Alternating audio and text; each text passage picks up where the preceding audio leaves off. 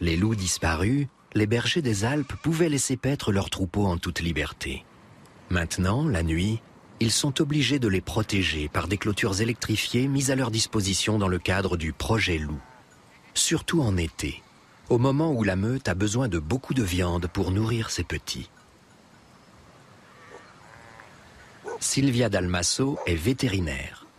Elle est chargée d'examiner les animaux tués. Car un loup attaque toujours de la même façon.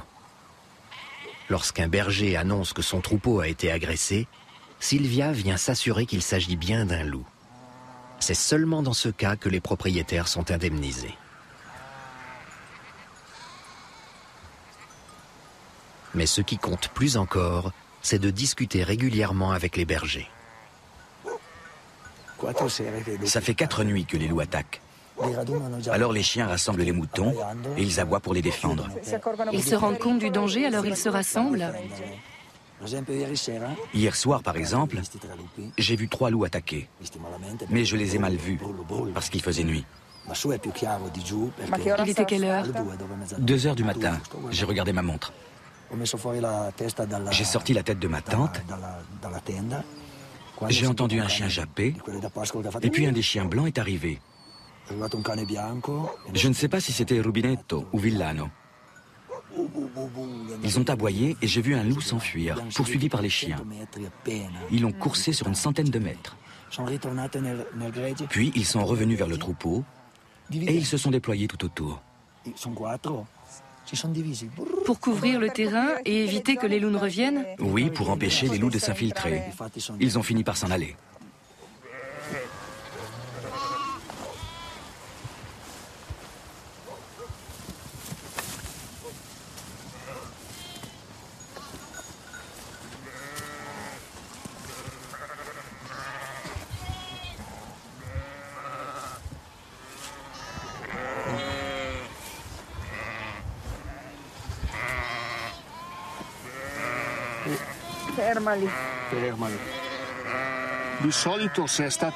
Quand un loup attaque, on retrouve des blessures par ici.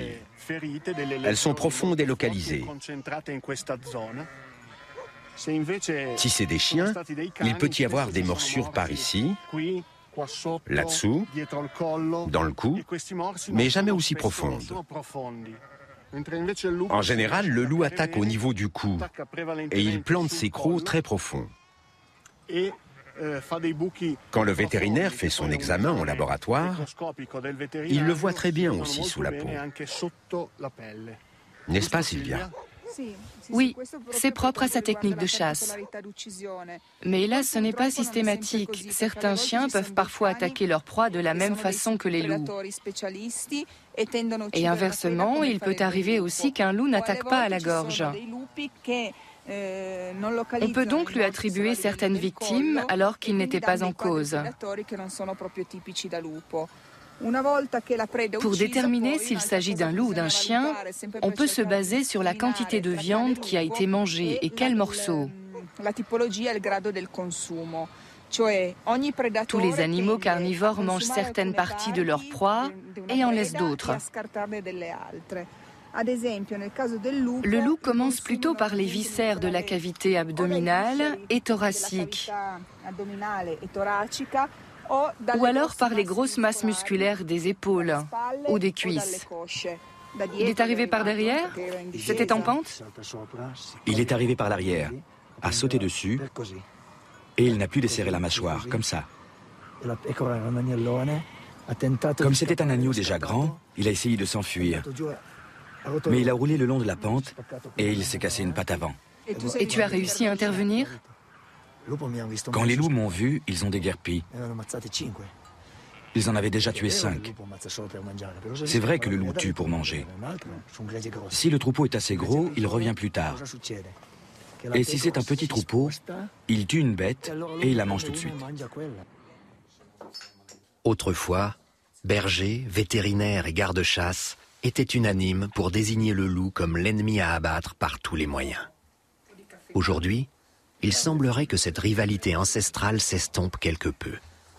Un nouveau rapport se noue avec l'animal. L'idée qu'il est possible de vivre ensemble en bonne intelligence semble désormais envisageable.